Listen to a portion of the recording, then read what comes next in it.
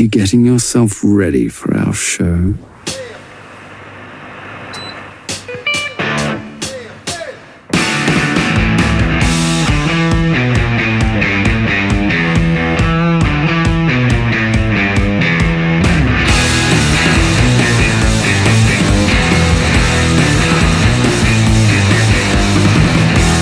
Alrighty, guys, Bobby Roast Beef here with another episode of Jigs and Bigs. You know, it's Tuesday. You know, we're bringing that entertaining fishing heat for you guys this week. We had a good one in FTG today. We're taking on like a nation of people, and the main message here is this one group of folks out there. You got to watch who's representing you. That's what we're going to get into with FTG this week.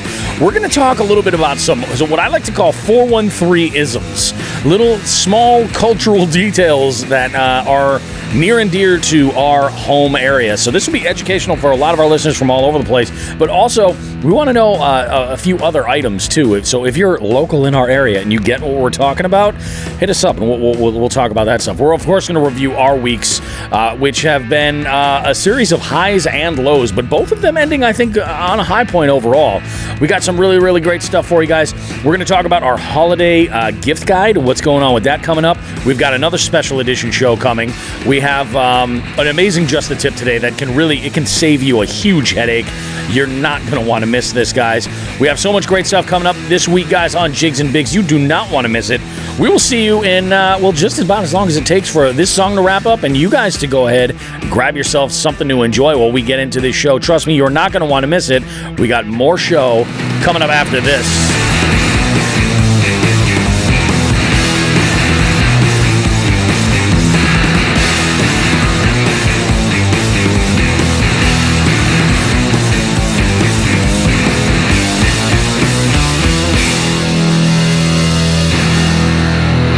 Well, hey, everybody. How you doing out there, Jigs and B? Welcome to KJNB. I am wacky ass Sean, and this is the flippity floppity fluest of them all, Bobby. Sean, it's WNBC. WNBC. WNBC. Oh, we are a couple of pieces of shit. How you guys doing? I hope everybody's doing good there. We got a couple of folks out in they've been getting out and about, doing some fishing. Got some messages. We're gonna talk about all kinds of stuff. Trust me, you don't want to miss this. We got some of our jig heads in the exclusive live stream right now, kind of getting in on this whole show right now. We got Billy Hill jumps in. He's sharing his day. He says, got skunked today. Water was unusually dirty. Nice day here in Michigan. Yeah, well, that's not too bad. It sucks getting skunked, but I mean, at least you were able to get out there. I'll tell you, this week has been tough. I got out there, twice this week for less than an hour each time. It was just in passing. And I went out today for about 3 hours total.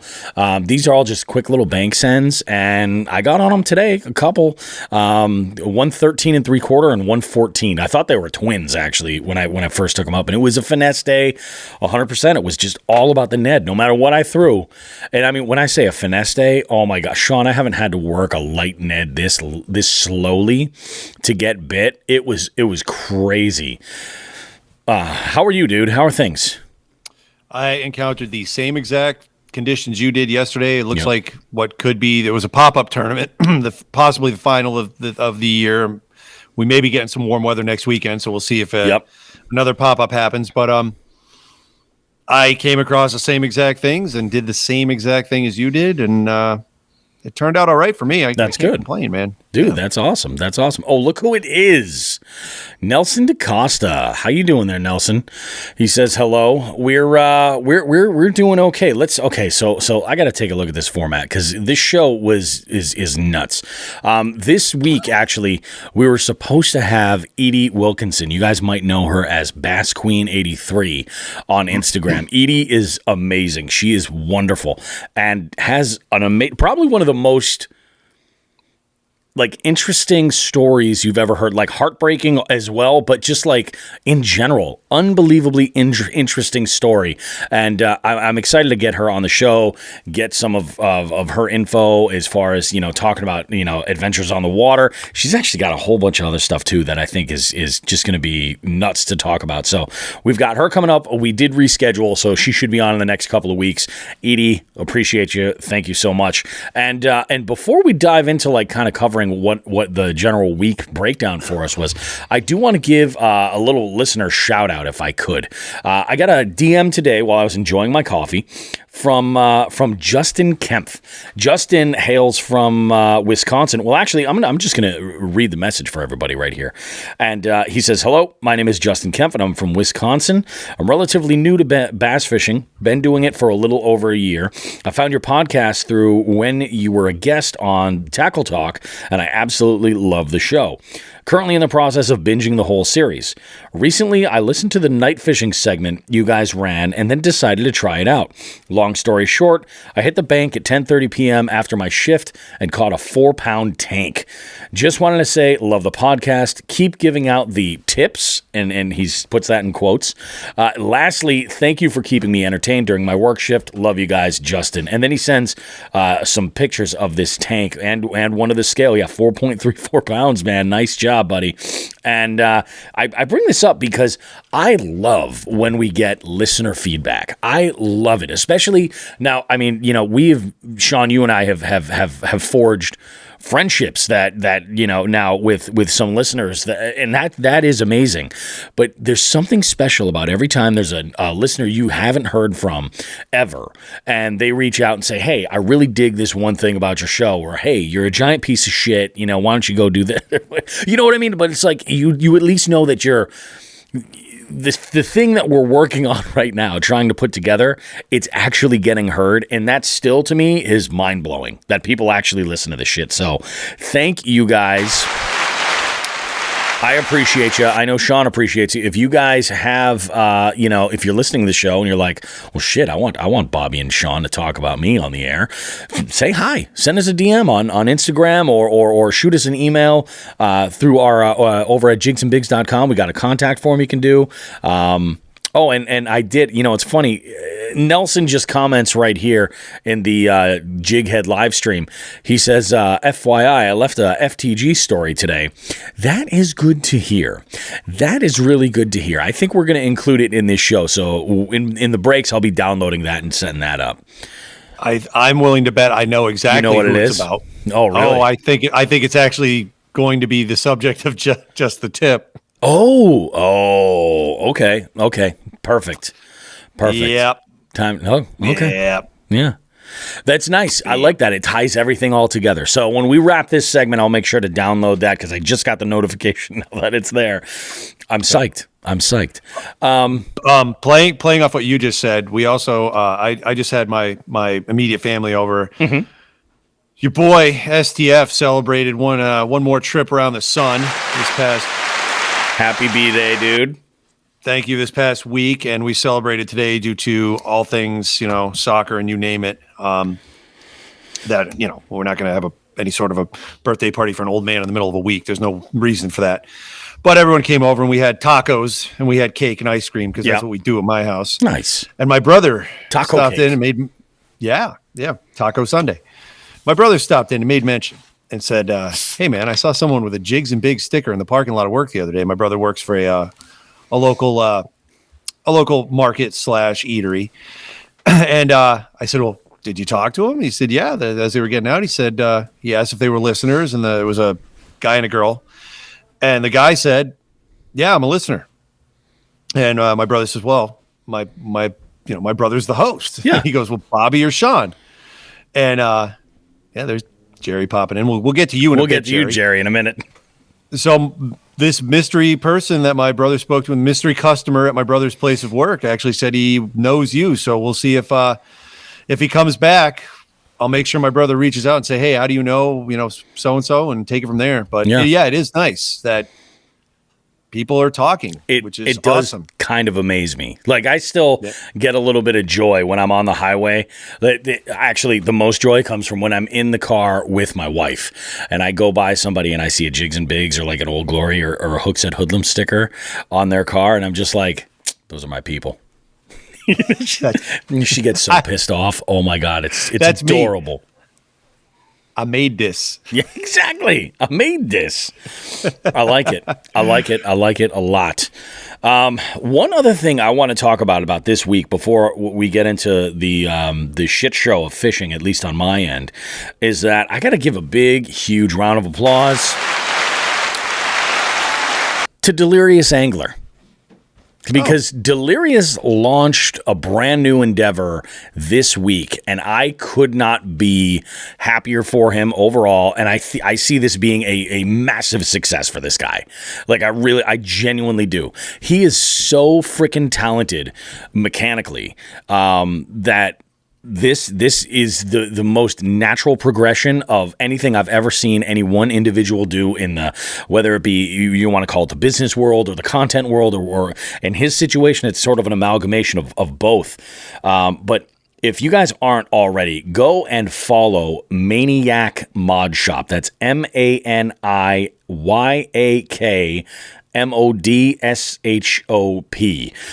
all lowercase, no spaces or underscores, nothing like that. Maniac Mod Shop. Check that out. What Delirious is doing is he's putting his talents to real world situations right here. Right now, he's got a bunch of content of mods that he's done currently, one of which is your boy's kayak trailer, which we've gone over some of the last few stages and planning and things. And now that the kayaks are back, and we'll get into where they were for in just a minute. But now that they're back, that trailer is going to be going, and it's going to be getting completely redone with all kinds of great stuff. I'll be able to carry 2 kayaks on there, an upper and a lower. We're talking about doing a rigging station, like all kinds of really, really great stuff. Super excited about it. I know he's been working on Eric Graves' kayak. In fact, there's a great video on his profile, if you check that out, of Eric's face. Have Gravy's face as he's putting the first couple of holes into the boat, which, let's be honest, after you've just spent that level of money on kind of investment, the last thing you want to see is a drill having its way with your kayak. But that's what happened. I put it so poetically, don't I? Well, I would have changed one word out. Maniac having his way with your kayak. That's true. That's true.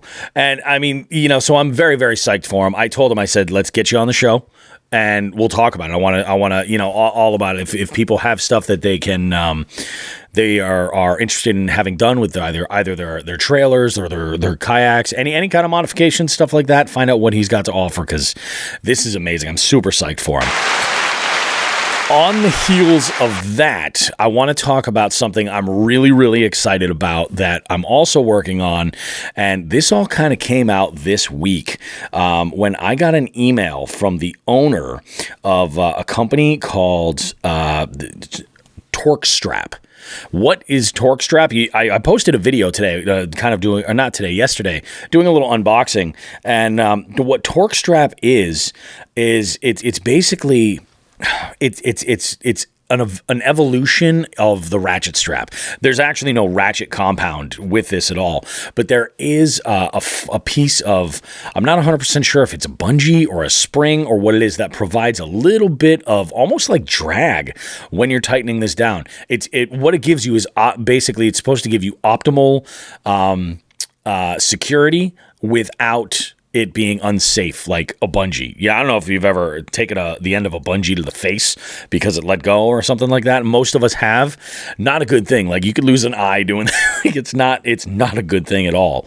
In fact, the owner of TorqueStrap has a story about this. I guess a bungee had gone straight through his dad's hand when he was like 15 years old. Check out the website. It's amazing. So I'm going to do a change out on my kayak. I'm going to get rid of my ratchet straps, and I'm going to use use the 2 torque straps on my trailer, and we're going to give it a road test. I'm actually going to record this using my GoPro. I'm going to, record all this stuff, see how it handles. I'm probably going to take and mark on the trailer to see what kind of movement there was, if there was any at all. I don't know. I'll come up with some kind of a way to put it to the test and see what it's all about. But I'm really excited. It's a lot faster, a whole lot more secure. So this could be very cool for, a lot of us that use kayaks or small boats, and you're not using a traditional boat trailer or something like that along those lines. But good stuff, very, very good stuff. Now, yeah, I did see the video, and then I watched. I had seen you. Didn't you send me a little bit of a video or something? What did you send me? Send me something. I think I sent you. I think I tagged you in the video that I posted, but I think I sent you one of the videos from their website. That's right. I watched that one, and then I'm looking forward to getting my hands on a pair too. Yeah, just letting you know. I think it's going to be really good, and they seem like it's just this could be very, very cool stuff. It's a Kickstarter campaign too, and I find like a lot of those products that come from that grassroots level where you have someone that's got an idea. Sometimes those are the best ideas. They just don't necessarily have the capital to kind of like take it up to that next level. They're at that level now. They're making it happen. So it's a good story. We may have one of the reps on to talk about it and figure it all out. But this is something where as soon as I found out about it, I was just like, oh, I know a bunch of people who would totally dig this product or this item. So let's pull the curtain off the wizard here and kind of let everybody know what's going on. I'm just making things up, man. Wizards wear curtains. Wizards wear curtains. Wizards have sleeves, not curtains. Let's just go ahead, pull the doily off the iguana. All right, let's do perfect. that. I like that even better. I like that even better. So the reason why we were at 3 Bells last week was not just because we think that Derek and Lauren are awesome and we wanted to hear about their big announcement and things like that.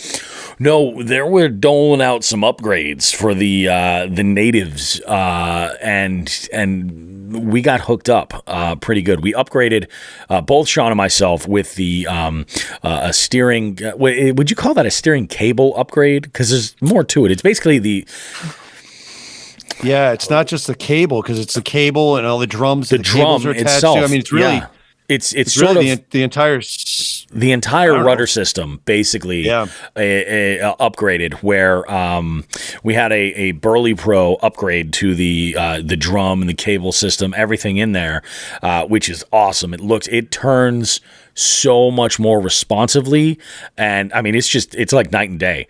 But the other big one was that we both have Boondocks does a metal rudder, which is very, very nice. It's also a little bit longer, so this is going to aid in maneuverability, and it's going to change things big time. And I'm actually, these changes would have been done much, much earlier, but a lot of this was just waiting on parts. Now I'm even more anxiously waiting, putting that back in the water. You know what I mean? Like even more. Yep. Yeah. You got your metal Boondocks rudder installed. Mine is actually on order. Yours is on order. Yeah. Yours is coming, but I still have the stock one, but we're getting there. Yep. So I did have a chance to use mine this weekend. Oh, that's right. Yeah. Yeah. And we had one last tournament for MAKB. Well, one last as of this week. We'll see if another one's coming up. I doubt it, because it's going to rain out, and honestly, I think I fished with witches because they all seem to melt in the rain. So, ooh, okay. Yeah. Oh, yeah. No. Nelson's probably laughing listening to this because he brought that up in a group chat one day about what's going on with everybody being afraid of rain.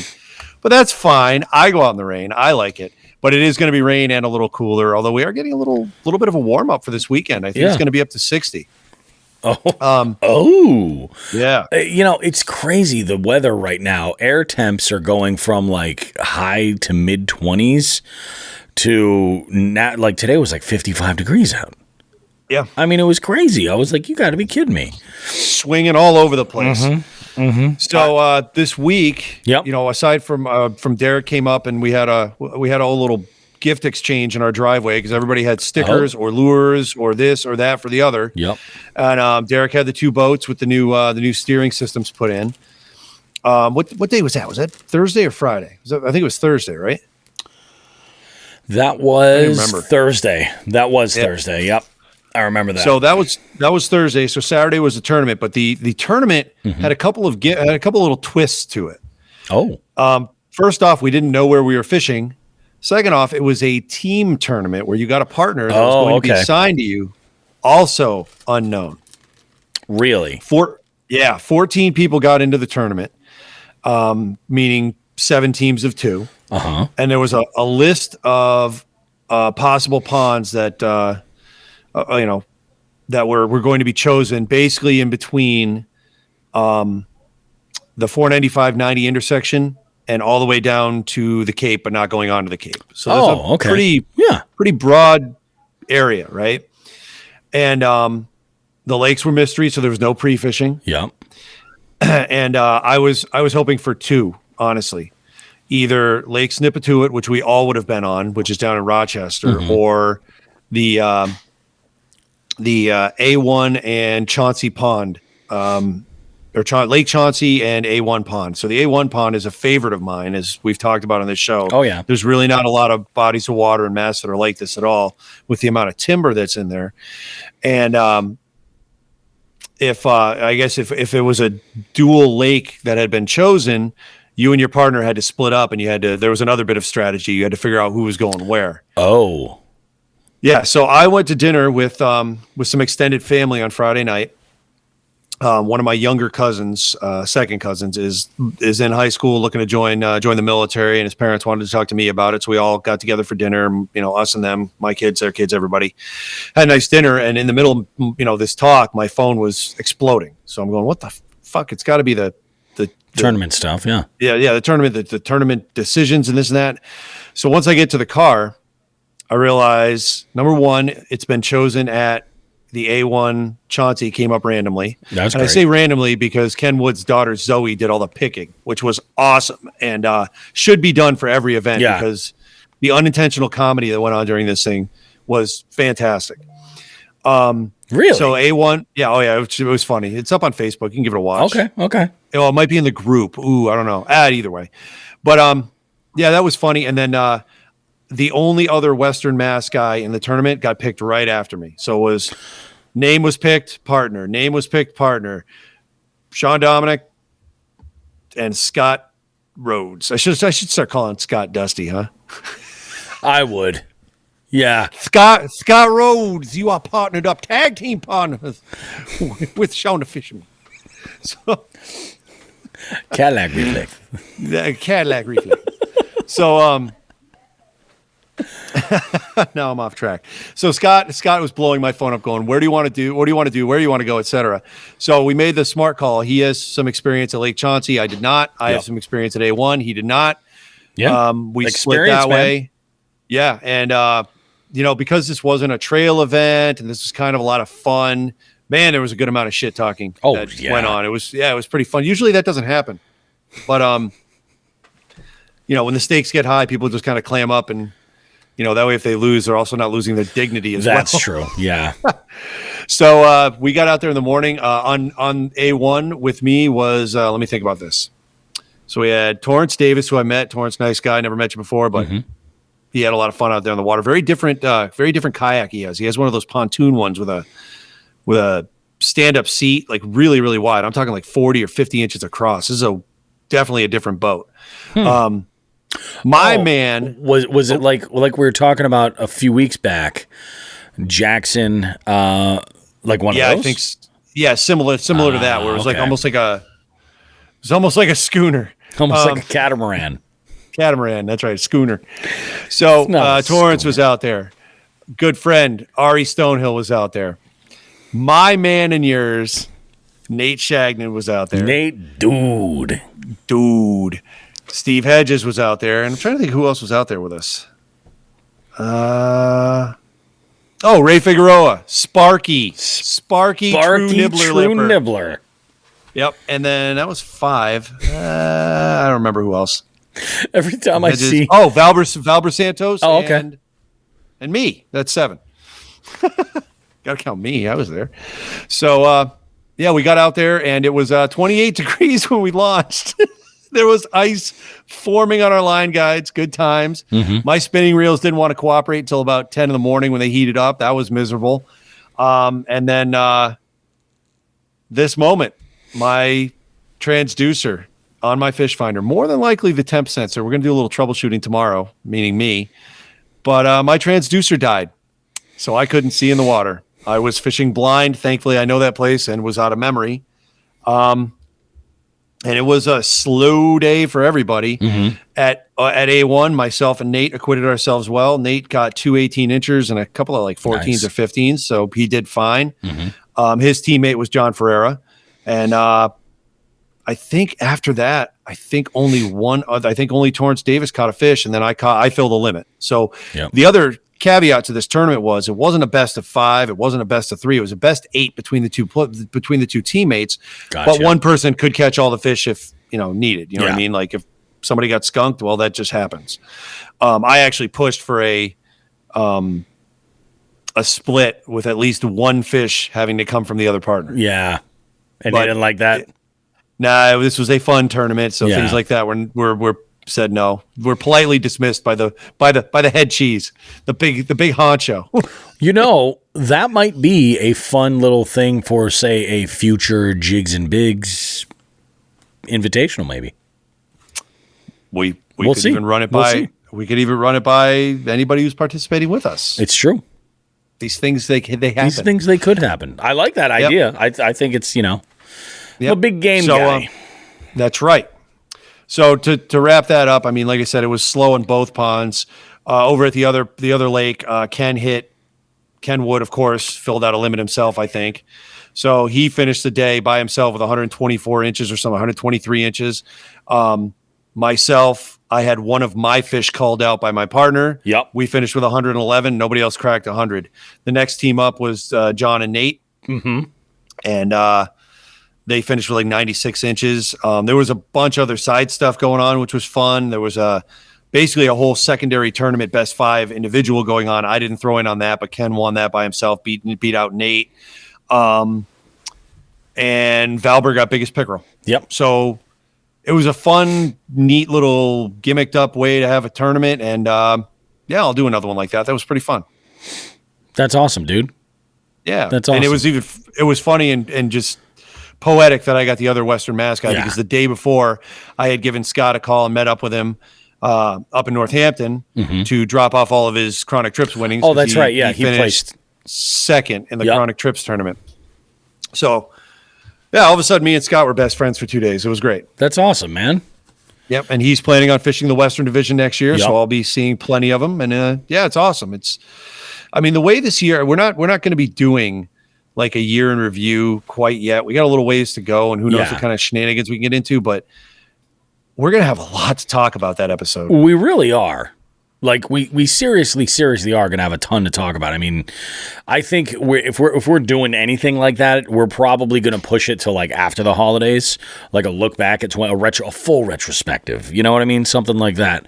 Because we might have to make it a 2-parter. We did one last year, and we kind of went into it just kind of having fun with it. But now we've got so much crazy content. You know what I mean? It's been a long time, so this would be very, very cool. My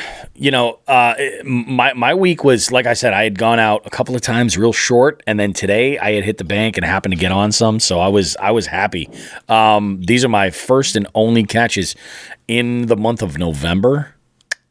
Yeah, hit it so far. I mean, it's a weekend already, but I'm hoping this week to get out of. I actually got some plans to go with Wild Bill from Hookset Hoodlums, and I think we're gonna do a little bit of trout fishing actually. So that could be a whole lot of fun. Looking forward to that. One thing that I do want to jump into is this 413. We live in the 413. We do. We live here. Yeah. Sean and I, we bleed Blue Seal kielbasa. Like, I mean, we're born and raised here, both of us. It's like we're from Western Mass through and through. We love it here. It's great. I can't speak. I can't speak for you, but I bleed Blue Seal kielbasa because that's like impending heart disease because I've eaten so much of it. That's not. Yeah. I gotta tell you guys, like, we have some interesting shit here. We're gonna get into a couple of things that are very that we feel are kind of unique to our area, and I'm kind of curious to see where you guys weigh in. But lately, some of you guys have noticed that some of my posts on Instagram have been popping up with a location saying Bondi's Island. Because I've been in all actuality, we're currently working on trying to make a location at the boat launch at Bondi's Island and call it Jigs and Bigs HQ is what we're trying to do. And this just kind of comes from the fact that, we don't want to. We're just trying to have a little bit of allegiance to where we live, and it can be kind of cool. Yeah, and where this whole thing came from was, remember I had asked you at the beginning of the week, so with the debuting of the Three Bells regional fishing team, in addition to their national team, after all this went down, I had spoken with Rachel, RJW _ My Marine World, and we were going back and forth about something, and then I had mentioned a couple of Western Mass things. Like, she's like, oh, yeah, she goes, we're all going to be doing traveling as part of this team, helping each other out, this, that, with, seeing each other at freaking, at boat shows or whatever we need to do. Right.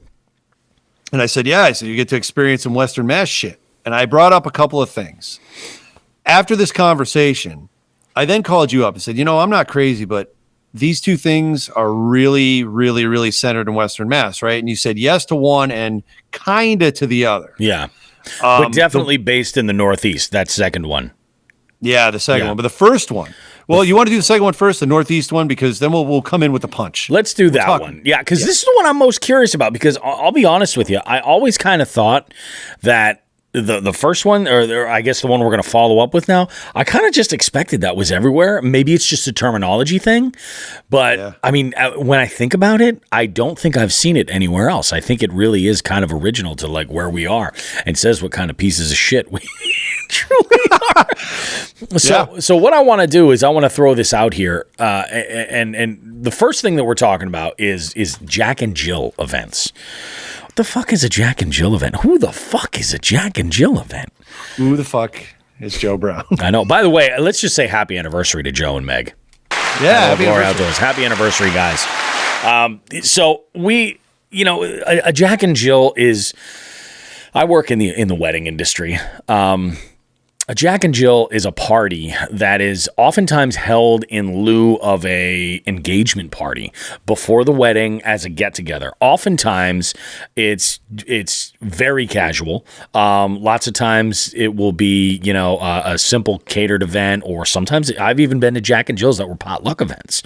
Not so much recently, but in the past, generally you'll buy tickets to these events to go. And the idea is that they kind of double as a fundraiser for the couple. So that way they can sort of have an event, invite like everybody that they want to have there, be sort of involved, but also not have the pressure of like all of these folks have to get to our wedding venue. And, we have to figure out a way to make this work.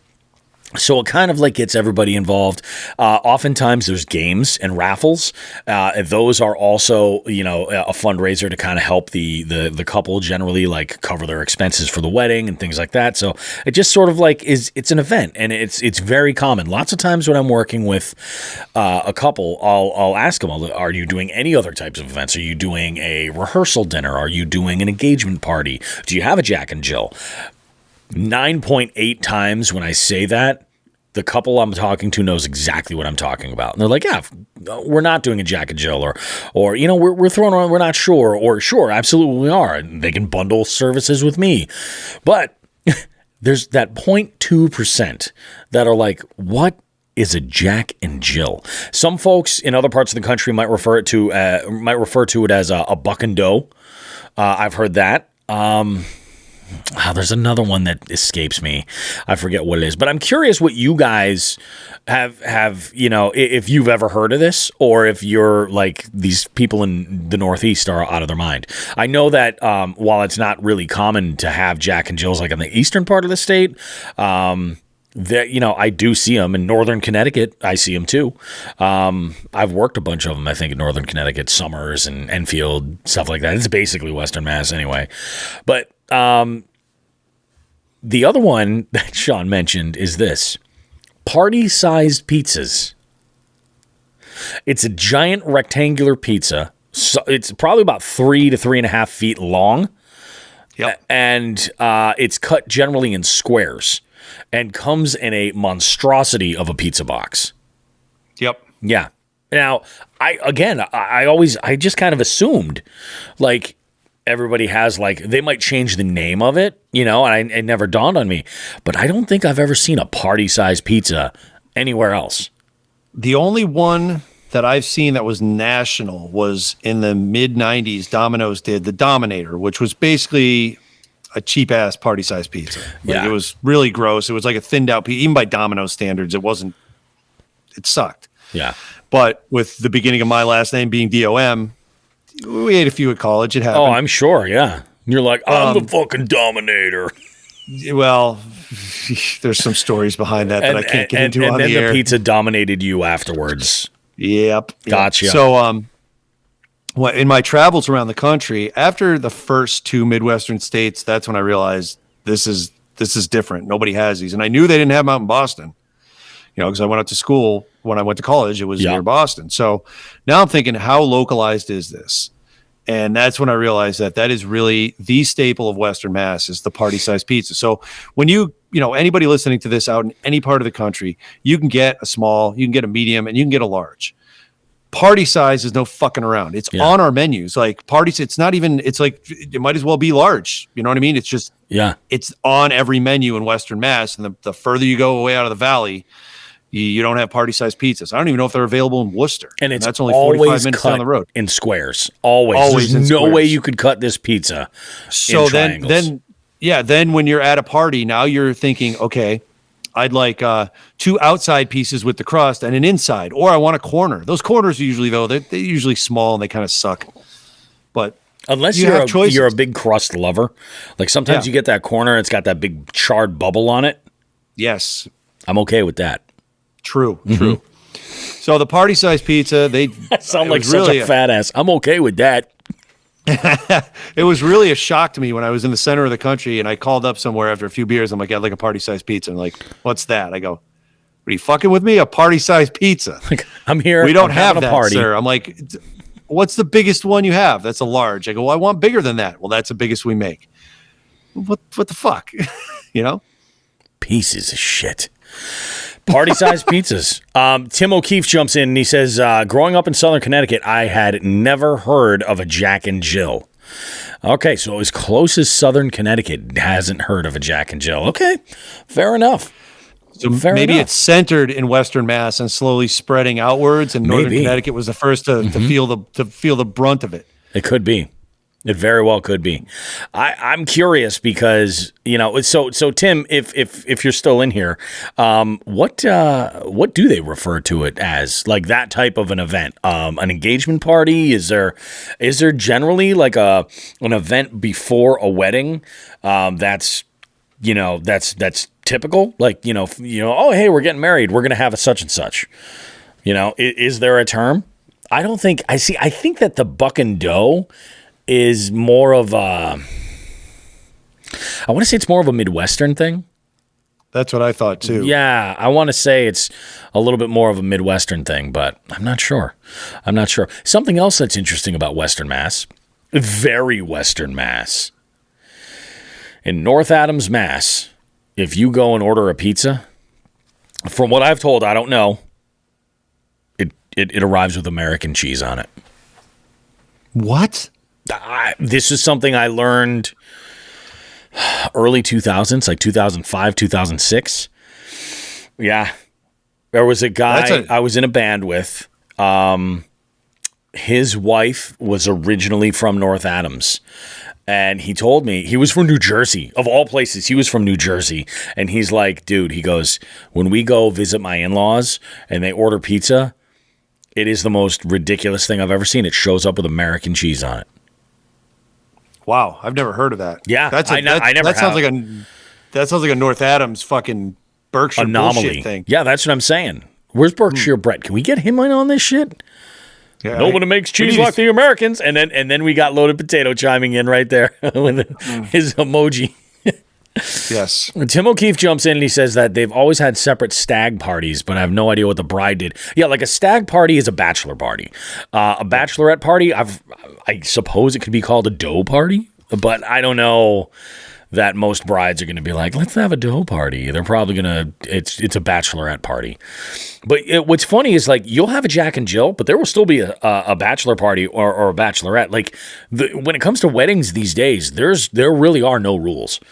You know, yeah, there really I mean, are. I've seen, if you, with some of the people that I know that have been able to afford it, I've seen some couples have an engagement party, Yep. then the Jack and Jill, then the stag, and the bridal parties. You know what I mean? Going out and getting wasted, and then rehearsal dinner, and then the reception. Wedding. Yeah, I can think of at least. Wow, at least two couples that are friends of ours that have done that. Oh, here we go. Tim O'Keefe says that the stags were similar to a Jack and Jill. Everyone bought tickets. There were raffles and stuff. Interesting. Huh. So it's a hybrid. It is a hybrid. Stag, Jack and Jill. They bring out the working girls, too. I don't know if that's...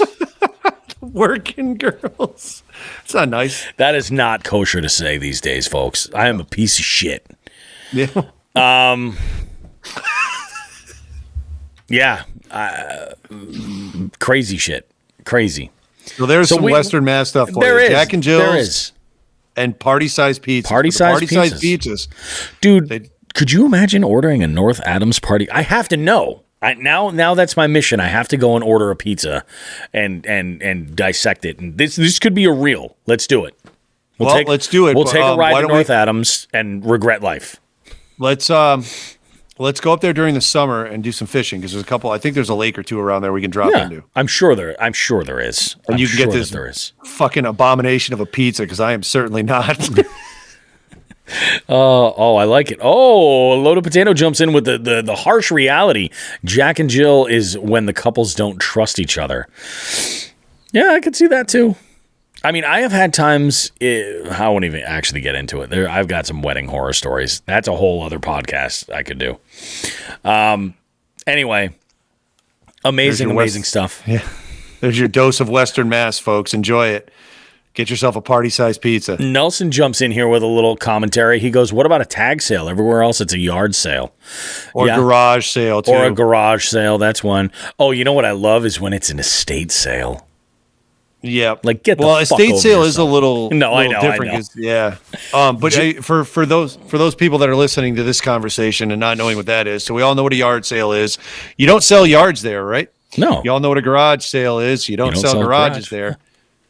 We have tag sales out here in Western Mass. I don't know how far that extends. Yeah, but a tag sale is where you sell stuff in your yard or your garage, just like a yard or garage sale, and you put little tags with prices on them. We're not selling tags themselves. Well, is that the Northeast? New Hampshire says that too. Yeah, I mean, I wouldn't say that's a Western Mass thing. That's definitely a Northeast thing. Definitely a Mass thing for sure. Yeah. Yeah, Packy. Everywhere else, it's a liquor store. Packy, water fountain, and Bubbla. Dunks. But that's fuck that nationwide. But we call it Dunks. Yeah, Dunks. I call it a toilet. You know. Yeah, it is what it is. Call it a toilet. Call it a toilet. Don't get me started on Dunkin' Donuts. No, I know. Yeah. You know, any port in a storm, I get it. Yeah. Freaking ridiculous. So yeah, we live in an interesting place. Stay tuned to Jigs and Bigs on Instagram where you're going to get to see, we're going to uncover this. This is the kind of thing, we're like hard copy for fishermen. We're going to let you know if they actually do put American cheese on pizza in North Adams, Mass. And you can't get more Western than that in Massachusetts. You go any further west and you're in New York. You know, I mean, it's like, hello. North Adams is the absolute northwest corner of the state. And then you've got New York and Vermont within walking distance. And such an interesting town, too. And I say, like, it really is. It's a crazy, crazy place. There's the Mass Mocha in there, Museum of Modern Art. That's over there. That's interesting to walk through if you're baked. I had an offer to go to college up there. Oh. And, I went up. I had a relative. I had a cousin of mine that was actually a junior or senior there when I was going into college. Yep. And as a senior in high school, I went up to visit and check the place out. And it went poorly. I was fine. I was going to be quote unquote an advanced placement student in their classes, and I'm like, you want me for advanced placement? What does that say? I am not going to get in the discussion I had with this counselor, but you need to set your goals higher. No, this was bad. Like I was all up for any party I could get into at that point, and there were open doors, and I said, this is not going to be good. Even at 17 years old, I knew there were going to be problems. So yeah, but that was years ago. I mean, they've changed things. I don't know if the culture has changed or not, but it was a different place in the mid 90s. Interesting stuff. So welcome to a little bit of insight into our community, if you will. Yeah. If you will, folks. As always, we want to mention that, we've got the fishing report that drops every Thursday over at northeastwildwoman.com. Always amazing stuff. And we're in fall fishing. Things are getting a little bit nuts, but it's still happening over there. There is information for you. And I do have an update on that. I'm sorry, Bobby. Oh, okay. Go for it. Yep. So we're making a call on that because we got a couple of our angling crew are in the trees. Yep. Waiting to feed us venison. And, people just aren't getting out as much. So we're actually going to be pushing it after this week. This week's report will come out on time, but we're going to space it out to every 2 weeks until ice fishing gets going. And then we'll probably come back to weekly. Yeah. But for now, it's a really, really dead time. Nobody wants to get out, Well, I'll be out because I'm an idiot. I'm sure Nelson will be out because he's just as twisted as I am. But we've got a lot of hunters that are doing their thing. So be prepared. This week there will be a fishing report. Yep. After that, it's every 2 weeks. That's cool. I think that kind of works out perfectly. I think for everybody. You mentioned the fact that some of our jig heads and contributors are hunters. That transitions perfectly into a little bit of a thank you that we have to throw out there for the one and only Jerry Multi-Species House. He hooked us up. He hooked us up with some venison steaks. I believe, what was it? He won some prizes for the Chronic Trips tournament and got the hookup with some and hooked Sean up with some venison for us. So we appreciate you, Jerry. Thanks very much. Thanks a ton, Jerry. Yeah, that's awesome, man. We're psyched about it. I'm actually playing around with interesting ways to prepare this venison because it deserves nothing but the best. Make love to the venison. I'm not going that far. I've been accused of far worse. Jerry jumps in and says, definitely been a thing a long time in the hill towns. Oh, wait a minute. What's that, Jerry, that's been a thing a long time in the hill towns? You mean, are we talking American cheese on pizza? Ugh. No, it can't be. It couldn't be. We'll get down to this. We'll figure it all out. Anyway, back to our promoting here, guys. There's a couple things that I do want to tell you we have coming up that we're working on. Sean and I are actually putting together this year's Jigs and Bigs official gift guide. So if you obviously you're listening to the show, we make the assumption that you are an angler and you could use some gear, stuff like that. If you got somebody in your life that's like, hey, I'd like to get you something for fishing. This is a great list to give them because it's kind of stuff that everybody could use, and it's not super specific where somebody's got to get you this specific size jerkbait or this reel or what, you know what I mean? It's not super duper specific. These are things that can just make your outing amazing, fun, easier, things like that. And we're working on a great list. We have some great stuff. We have some great deals too that are on there as well. We want to open it up to you guys because last year we'd said last year we had limited it to 5 each, and I think we each had picked a few extra extra, and then we had taken the doubles out, and we ended up with 5 each. This year, we kind of just want to leave it open-ended. We want to find as many great products as we can. We'll get them out there to you, let you know what we found. But we also want to include you guys. Give us a heads up. If there's something that you think is amazing, shoot us a DM or a link over at Instagram. Instagram is the easiest way to go ahead and do it. Or you can use the contact page over at jigsandbigs.com and let us know whatever you got. I mean, we're definitely interested and want to know what's out there. But that will be, we're hoping to drop that episode right around Black Friday.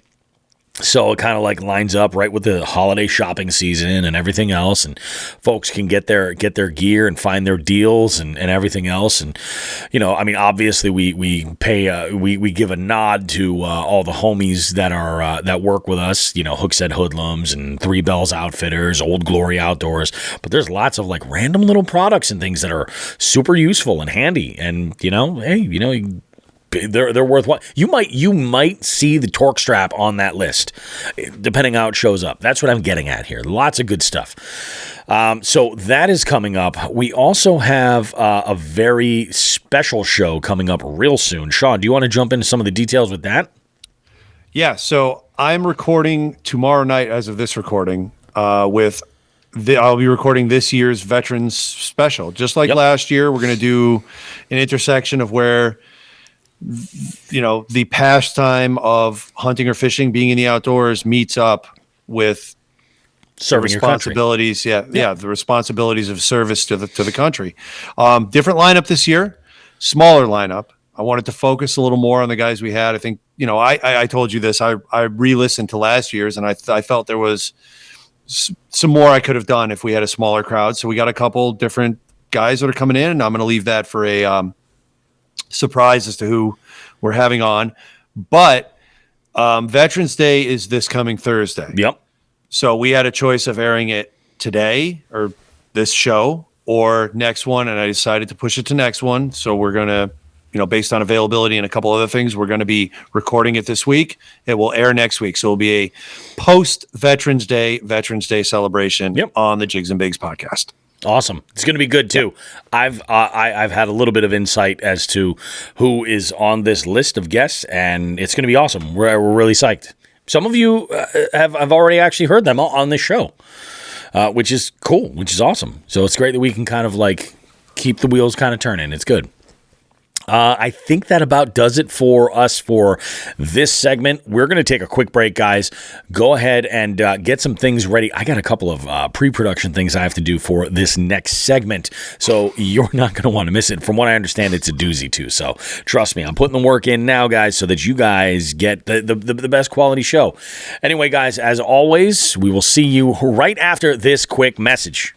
Jigs and Bigs is proud to announce we're being supported by Old Glory Outdoors. They're a veteran-owned company that carries fishing and hunting gear. Plus, they're highly active in supporting veteran organizations and charities. Old Glory is an authorized dealer of favorite rods, FX rods, Guggen baits, X-Zone lures, Sixth Sense, and many more. There's a brick-and-mortar store located in East Brookfield, Massachusetts, but you can also order online at oldgloryoutdoors.com. They ship anywhere in the lower 48 states or order online and pick up at the store. When you order, use the promo code Jigs and Bigs, and you'll save 10% off your complete order. Plus, you'll help support the show. Make sure to check out the apparel line called OGO Gear while you're there. Old Glory Outdoors believes in the slogan "Start 'em young" to keep kids away from screens and enjoying nature. They've got a full array of live bait too. Check out oldgloryoutdoors.com and use the promo code Jigs and Bigs. Save some money and gear up now. Fuck that guy. Fuck that guy. Fuck that guy. Yeah. So we're switching things up. We're switching things up a little bit here because I feel like this order fits better. I'm getting a little heads up that this is the way this should happen. So we're going to start here, and then we're going to finish. We'll go just the tip and kind of flip-flop. We'll catch you on the flippity-flop. That's what we're doing here. So we got our FTG segment here, and it's kind of a doozy. Sean, should I start with my portion for FTG first and then go into this and just the tip? Or do you think we should just get to this? we got so much. We could focus on this because this is going to roll right into Just Dip. Do you want to push yours till next week? That way we definitely. I mean, that one's going to be timeless. It's your call. I'm afraid that in that amount of time, I'm going to lose some of the fire in my belly. Okay. Why don't we start with you, and then we'll do what I'm sure is on this recording, and we'll go into Just Dip after that. So. Here's what I want to do for FTG. I recently, just this weekend, shared a meme, which is nothing strange. I share a meme almost every day that's fishing related for the most part. And I do this to kind of just like engage with people because, people read these things. They might get a laugh. Oftentimes I try to throw something out there where, maybe there's a question or something. We talked about this in Just a Tip about engaging your audience. Like this is me putting in practice of the shit that we throw out here to fill you guys in on. And I shared a meme, and it was a picture of a guy talking to a brick wall. And the caption of this meme says, me trying to explain why I fish to someone who spends their weekends at a golf course. Now, we got a good handful of comments here. Nothing crazy. We had a bunch of people that just kind of laughed it off and kind of, they got the joke because that's what it was. It was supposed to be humorous. And then I got a comment from, there were some golfers who even had jumped in and actually had commented and said, hey, I do both. Actually, I want to mention this one. I had one commenter jump in here and say that he does both. I can't find the comment right now. And he even says in there, I don't even take offense to this. Like this is so true. I want to give him credit. Come on. Where is it? No, yeah, it's GUL1 Semi is the account. He says, I fish and golf, but I don't find this offensive, LOL. And that's great. That is generally how I feel like most folks should figure this out. Well, I got a comment from somebody, and I like to push back a little bit. When somebody jumps in with like a trolley kind of comment, I like to kind of throw something out there to like, I either make my point or get some sort of clarification. Maybe there's something I missed, something like that. Anything like, I don't post these things to be malicious. That's really what it gets down to. Well, I get a comment from somebody who misses the joke and basically comments and says, hey, I do both. And most of my friends who golf actually fish too. Like, I think this is a little, out of line, and I think it's kind of bullshit or, whatever the verbiage was.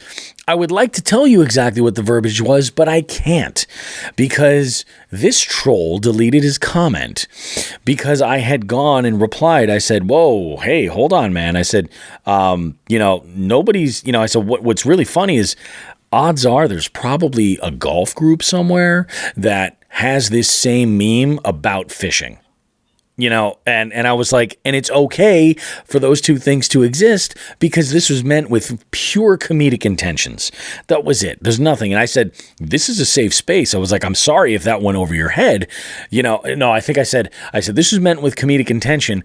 I'm sorry if it went over your head, but this is a safe space. It is what it is. He lost his fucking mind at that point and started basically insulting myself and Sean personally. He went so far as to he referred to me as a keyboard warrior, which I was like, whoa. So I then commented afterwards. And I do recall what I said here. I said, I'm going to quote Ron Burgundy and simply state that escalated quickly. Thanks very much for the engagement, bud. Winky face.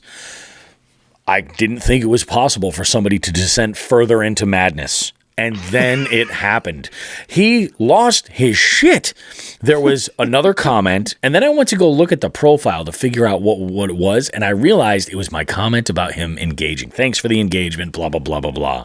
He had gone, and at first I found the account, and it was private, which, by the way, if you're trying to make content, like, having a private account is the biggest bitch move. Like, if you're putting content out for this purpose of having it be seen, like, you just got to make it a public account. It's just what it is. I mean, you got to let people see what they're getting into before they request, being able to follow you. Anyway, I get into this and I try to look at the profile, and my phone is just basically freaking out, going back and forth between profile can't be found, refreshing, and then showing me the profile. Profile can't be found. He was blocking me at that moment. That's what it was. That's exactly what was happening. He was blocking me at that moment. And I'm like, you've got to be kidding me. So my FTG for this week is a little bit over broad than it should be, but golfers, fuck those guys. And this is why. Golfers, I'm okay with the vast majority of you. I'm 100% okay with the vast majority of you. It's that you have psychopaths like this that are representing you as a whole, and it takes one bad apple. That's what it is. It's one bad apple. So check your boy, all right? And come the fuck on. So that's it for me. Sean, do you have anything you'd like to weigh in with? Yeah, when you told me this story when I was driving home from the tournament, I remember you saying, yeah, this guy lost his mind, and he's calling you names and this, that. And I said, well, wait a minute. Did my name get brought up? And you told me what he said about me. I'm like, why am I catching that shrapnel? Exactly. I didn't even do anything. No, like, you didn't. Fuck? I was fishing. But this asshat, essentially what he did was he basically was throwing whatever he assumed would be hurtful remarks toward us. And the thing is that Sean and I are old fucking salty pieces of shit. We have skin thicker than you fucking know. You know what I mean? Like it is what it is. And this kind of shit I just think is ridiculous. Cause I do this with the intention of engaging the post. Like there's a saying that's not exactly PC about fighting on the internet. Talk to me on the water sometime. I'll be glad to tell you what it is. But it's like, I understand engaging. So like when somebody says something stupid, I like to call them on it, not in an overt way, but I like to kind of make mention. Or if I really don't think that they'll get it, I'll just correct their spelling. So there's always a misspelling. I think in the year plus we've been doing this, Yep. This is only the second time you've even mentioned somebody going fucking apeshit. So Yeah. you're obviously doing a pretty good job. Oh, yeah. Yeah, I mean, and that's the thing. I don't take this stuff to heart, but I just felt that the whole experience, like how he, like, I can only imagine that this person was probably in like the parking lot of a McDonald's or something like that on break, like sitting there, like freaking out, like over this, over my comment of like, thanks for the engagement, or even better, like, I'm sorry if this went over your head, but this was supposed to be a joke. You know what I mean? Sorry, buddy. You just got to deal with it. Yeah. But now, on to the real FTG. The real FTG. Here we go. What do we have for us? Well, you guys will hear, as will we. I'm excited. Hey guys, I got a fuck that guy story with a twist. It's more of a fuck this guy. I went down to Rhode Island today looking to catch some tautog for the freezer. The weather was absolutely beautiful. I ended up catching my limit of tautog with a couple of bonus black sea bass. At about 2 o'clock or so, I started headed back to the launch. I go up to get my truck to load everything back up, and as I'm getting to the truck, I reach into my pocket for my key, and the key is gone. It didn't take me very long to figure out that the key had fallen out of my pocket and into the ocean. So I spent 2 hours in a tow truck on my way back to my house in Massachusetts with who I swear was the hillbilly weatherman's brother. Fuck me. Oh, God. Did he just end that with fuck me? He did. Nelson. Wow. Oh, God. Yeah. I had called Nelson about something else, and he's like, you're not going to fucking believe what happened. And he was in the middle of searching. He goes, I've been looking in the water. I'm like, oh, no. That sucks. Yeah. I don't have a lot to say about that right now, so I'm just going to either wait for you to talk or wait for you to press a button for another theme song. Well, I mean, it's funny because like I've only been kayak fishing for a year, really, and I am, these are the things that kind of run through your head. Do you remember the first time we went kayak fishing? Like, not the first time we had gone. I'm talking about when I got the Ascend 128T. But we had gone fishing with Todd Grubb. Yes. Do you remember the fucking bonehead move? Like, I was like, where should I put my keys? And that kayak, what do you call it? The Ascend FS 128T, right in front of the seat, there's a waterproof storage pocket. And there's a cap on there. And I'm like, that's perfect. Put my keys on there. It'll be great. So I put my keys in there and everything's awesome. And then we put the kayak up on the roof rack, strap it all down. Everything's good. And I'm like, okay, cool. I go to jump in the car and I'm like, where the fuck are my keys? And there was a moment where I was like, motherfucker, I dropped them in the water. Yeah. There was a moment where I was like, you son of a bitch. It was real panic. And then I was like, where did I put them? And I was like, no. I put them in that pocket. And luckily, like Todd was able to like wire like he's so like wiry. He was able to reach up and unscrew the thing, and they just dropped down on the moonroof, grabbed them. We were good to go. Then it was off to 99.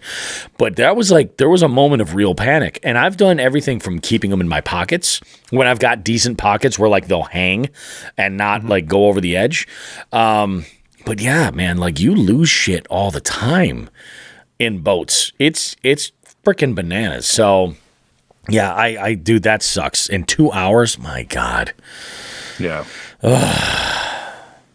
And the expense, holy shit.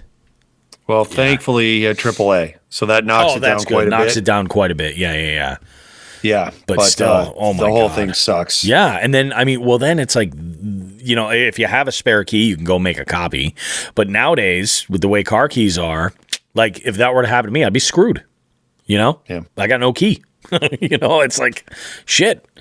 Yeah, it's expensive, man, to replace that shit. That blows. So that is going to bring us to just the tip, which we're going to get into. We're going to get into it right now. Bobby and Sean now have a special presentation for us all. They'd like to give everyone just the tip. Oh, yes, indeed. Yes, indeed. And it's rare when we have the opportunity to have like such perfect transition from a segment into another one, but especially when it's fuck that guy into just the tip. Yeah.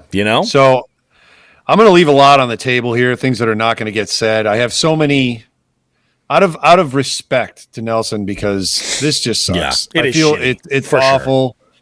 I'm going to leave out innumerable Nelson getting more than the tip jokes. I'm going to leave out innumerable getting Jerry's meat jokes. I'm going to leave all them out. We're not going to talk about it. What I'm going to talk about is when you've got something valuable like your wallet or your keys, what to do with them while you're on a kayak. Yeah.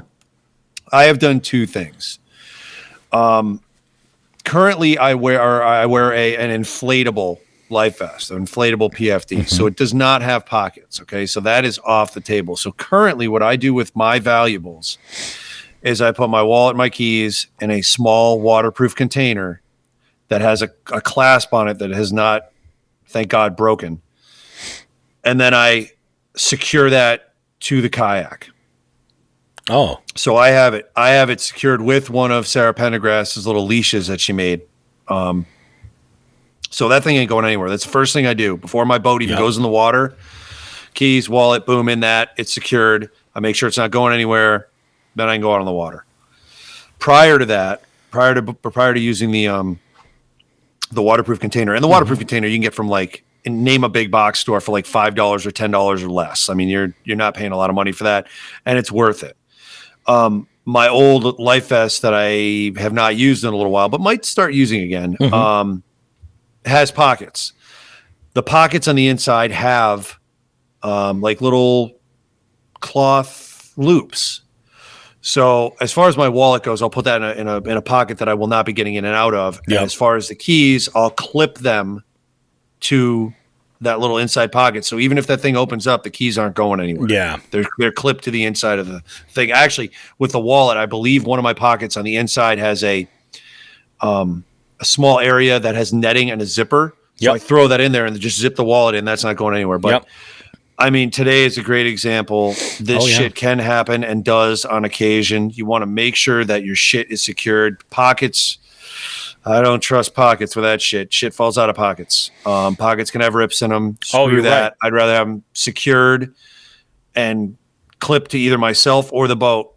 You know, honestly, the life preserver is probably the best way to go. But in my case now where I don't have the pockets, I don't mind doing what I do. Yep.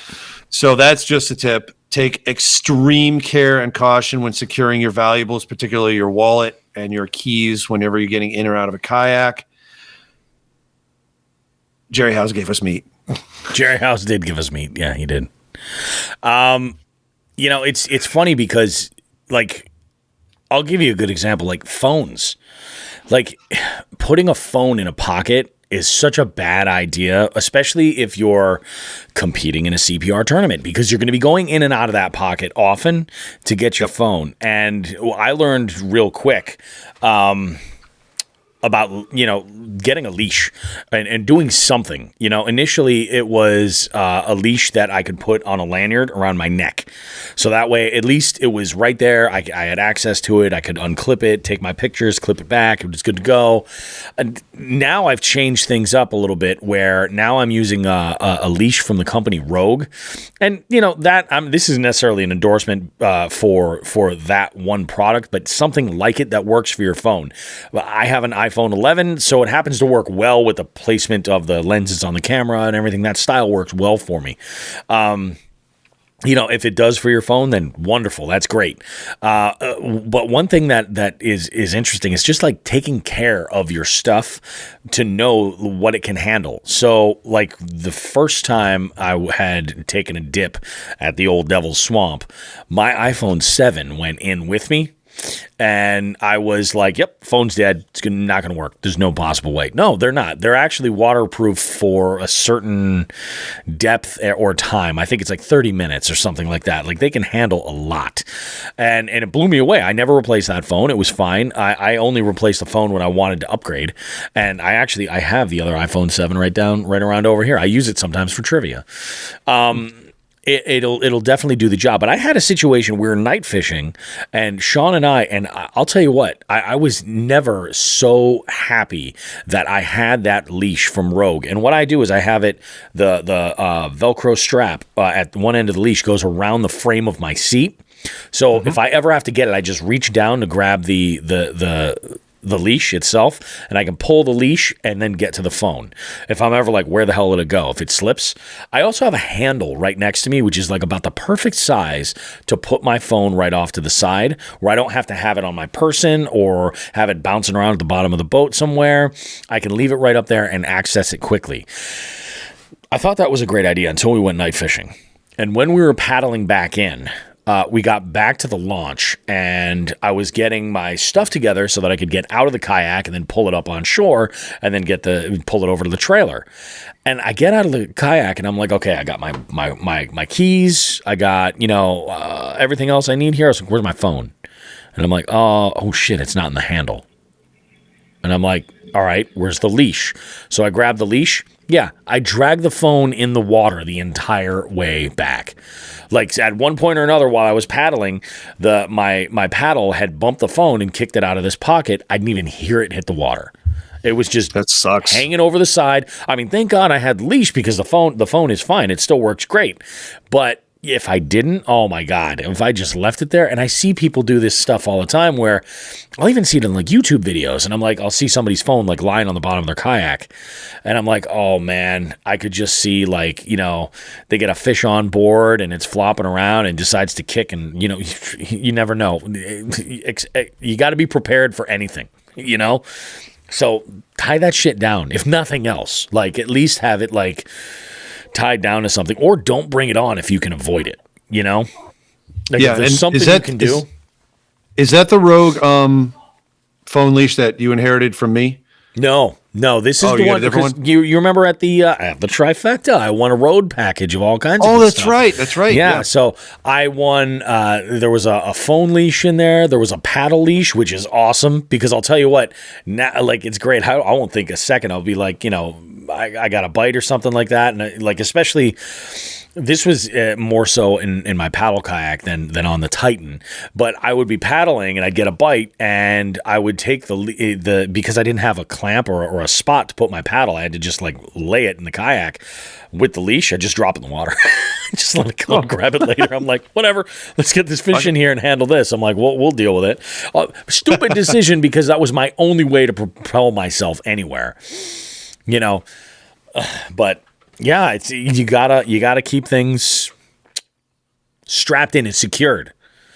Maybe get yourself a torque strap. Make sure it's really secured. Torque strap your phone. Torque strap your phone directly to your boat. Snapchat Right to the whole journey. Torque strap it right to the old cats. Torque strap it right to the old cats. You bastards. Man, this is bananas. Well, how are we for tournament stuff? Do we have anything to review this week for tournament jazz? I mean, there's no chronic trips.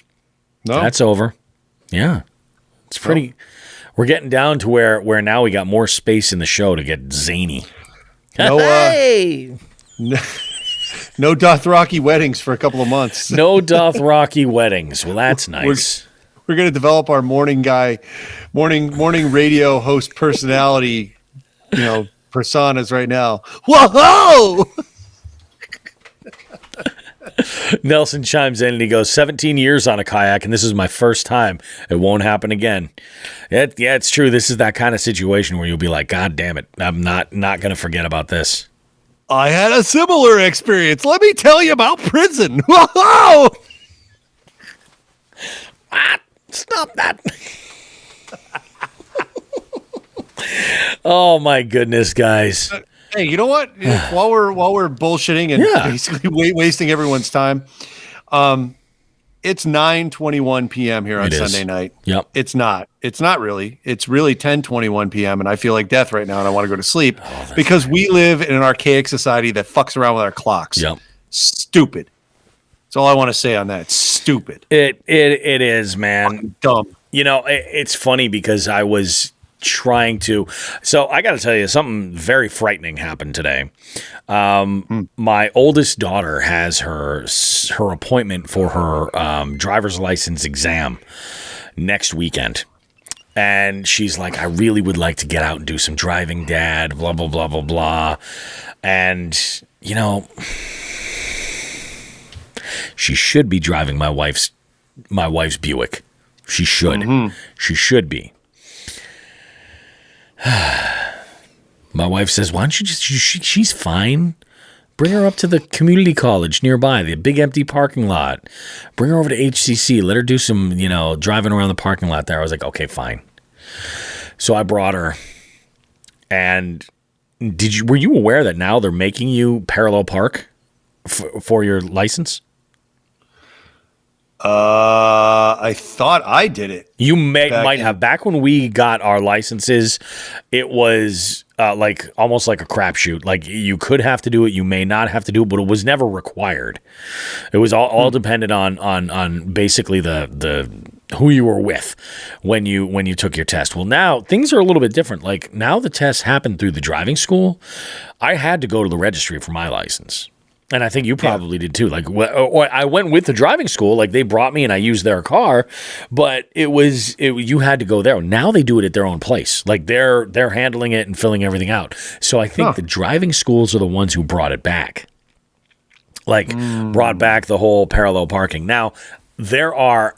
I mean, like where we live, you don't really have to parallel park as much as some other areas, like especially a lot of other like cities. But it's one of these situations you're going to run into one time or another. And I got pretty good at it. I mean, it was just one of those things like I would have to do it. And I'm like, okay, cool. I don't think I've parallel parked like perfectly in some really, really like sketchy situations. And, a lot of it I attribute 100% to just knowing the vehicle. Well, I asked her, I was like, well, have you done any parallel parking, like with the driving school? I would not have been surprised if she said no, because that seems to be the MO of this driving school. Like, she wanted to get and do some highway driving. They're like, yeah, sure, we'll schedule some, and it never happened. So she got behind the wheel of the 4Runner today for the first time. And she drove like a champ. She actually had a dance thing that she had to get dropped off at afterwards, and I let her drive there. She was great. But the parallel parking was a little stressful, man.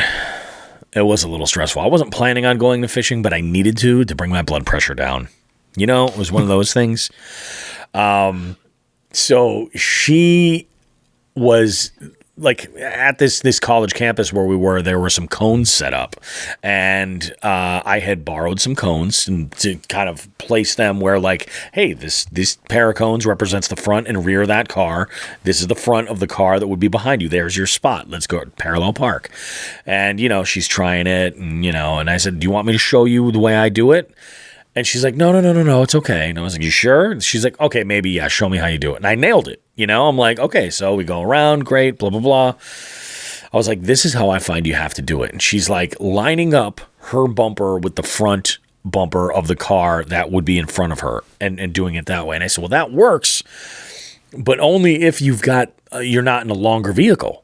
I said, because it's the rear that you really need to be concerned about, So yeah. I'm like, you got to be in a good starting position. And I go, once you mess it up, it's kind of hard to come back from. You kind of have to come all the way back out and then redo it. So I was like, it's just one of those things you're just going to have to work on. There were tears. Not from me. I was just going to ask. Not from me. I pissed her off something fierce. That is one thing that my oldest and I have in common is we don't deal with being frustrated well at all. And I feel bad that she picks that up from me. But yeah, we don't deal well at all. And yeah, she was pissed. She did nail it a number of times. And I told her I'd bring her back out on Thursday and try it. So it was stressful. So I had to get out today and fish. And I bring this up because it kind of ties in with daylight savings time, because initially I got home, had lunch with the family, and I said to my wife, I go, queen beef. I said, I'd like to get out and do a little bit of fishing today. Do you think that would be possible?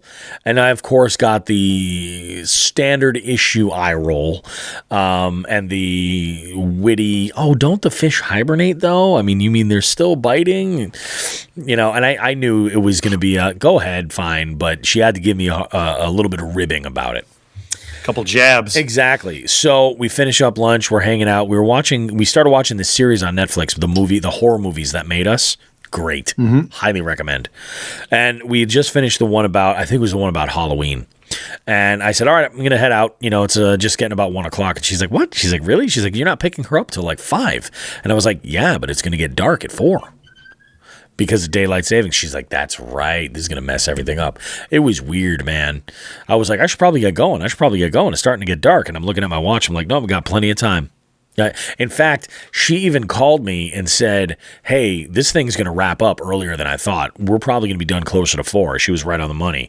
So I said, all right, cool. Right about 3:30, I started packing up. And I was like, yeah, it is. It's getting freaking dark. But how was that for filming time?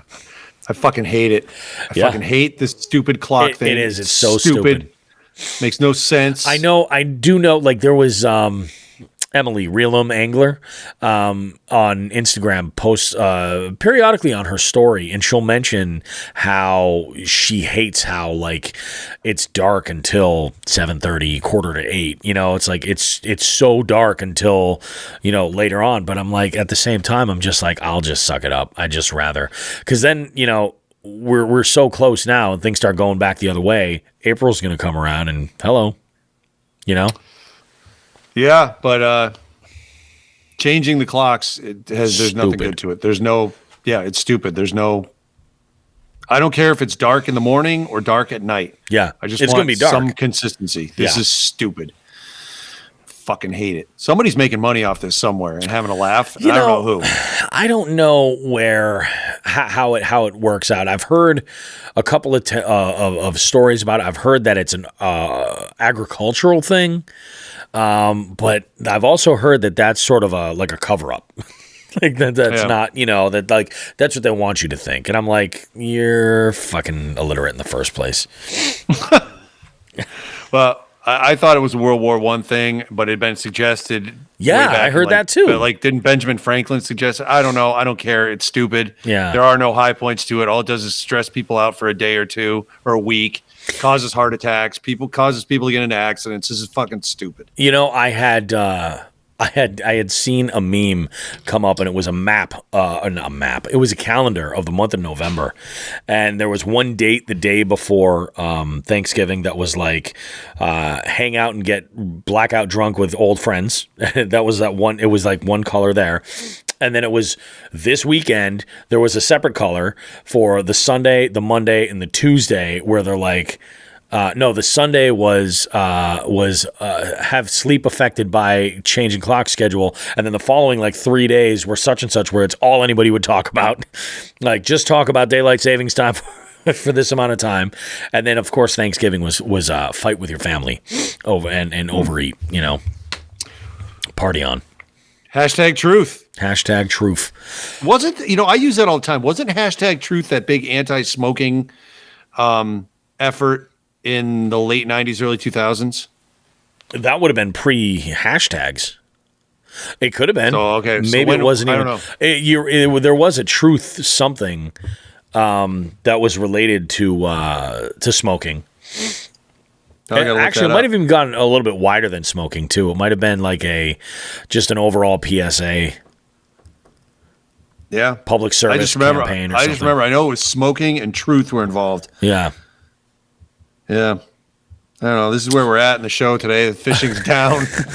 We're fucking talking about smoking butts. Although I'm very, very excited to get out and do some ice fishing this year. I really, really am. I've been acquiring like some base layer clothing, which I like a lot.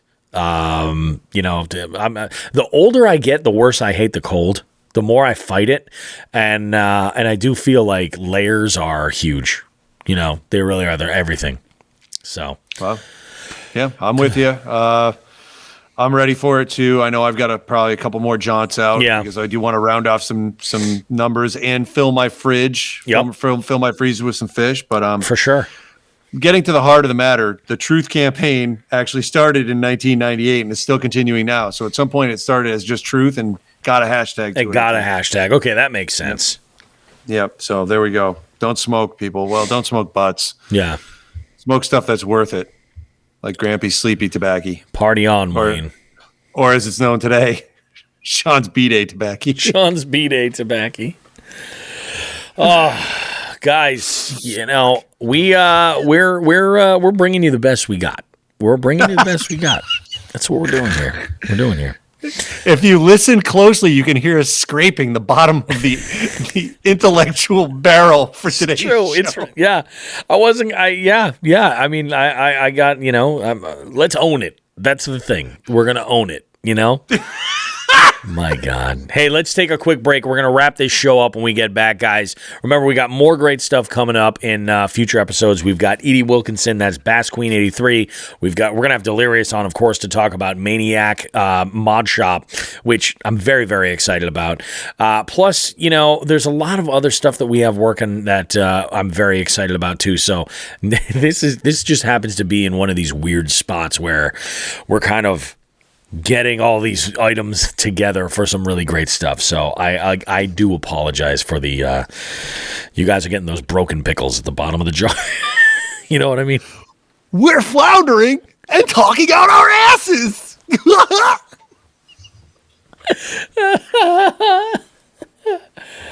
All right, guys, this is Weenie in the Butt. We'll see you after this short message.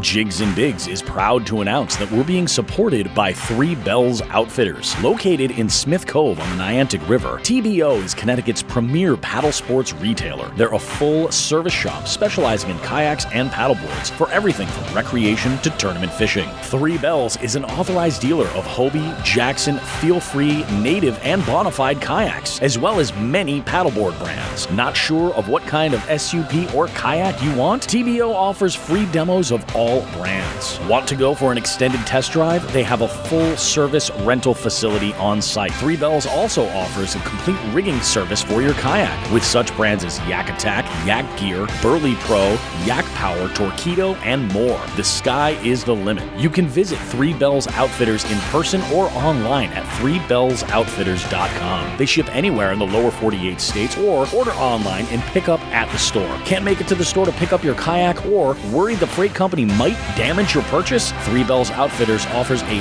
white glove delivery of kayaks within a 225-mile radius of their store at a rate less than typical freight carriers. They will deliver your kayak, set it up, and answer any questions you may have. Be sure to follow them on Facebook and Instagram. Don't forget to tell them Jigs and Bigs sent you. Three Bells Outfitters, because life is better on the water.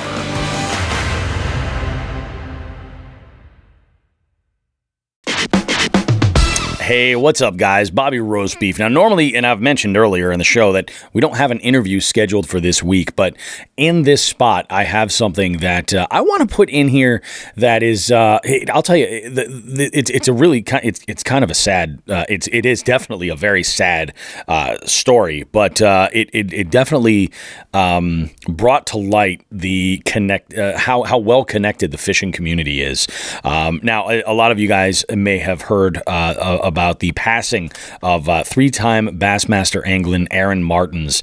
He did lose his battle with brain cancer at 49 years old, which is very, very unfortunate. I make no secrets about the fact that when it comes to tournament bass fishing at any level, I'm very green. I don't necessarily know all these names, and all these details about the anglers and competitors. So when something like this happens, I don't really know the whole backstory or how how Aaron Martens specifically in this case had competed. I don't know the history or anything like that. So what I'd like to do here is I've got a couple of things. I would like to go and just read something that when I got the details from this story. It was from a Bassmaster article by Pete Robbins. I just kind of want to read that for you guys to give you some of the details in case you're like me, you don't understand who Aaron Martens is, what he meant to the community. But then we're going to follow this up. And again, like fishing community is a major it's a big flag that we wave here at Jigs and Bigs. And part of our circle, Elise Noel, you guys know Ellie in the Wild. She had a small interaction with Aaron. She's going to shed a little bit of light on it as well. I asked her if she could record something and send it to me, and she did. She knocked it out of the park. So we'll share that in a minute. But get started. Aaron Martens was a three-time Bassmaster Angler of the Year and a three-time winner of the prestigious U.S. Open. And he passed away after a 19-month battle with brain cancer at the age of 49. That is very, very frightening. I am not much younger than that. And brain cancer, I've had family that have dealt with brain cancer. It's a bitch. That's really all that can be said. Martens initially owned his fishing skills on the famed Trophy Factory Castaic Lake in Southern California, fishing tournaments with his mother, Carol.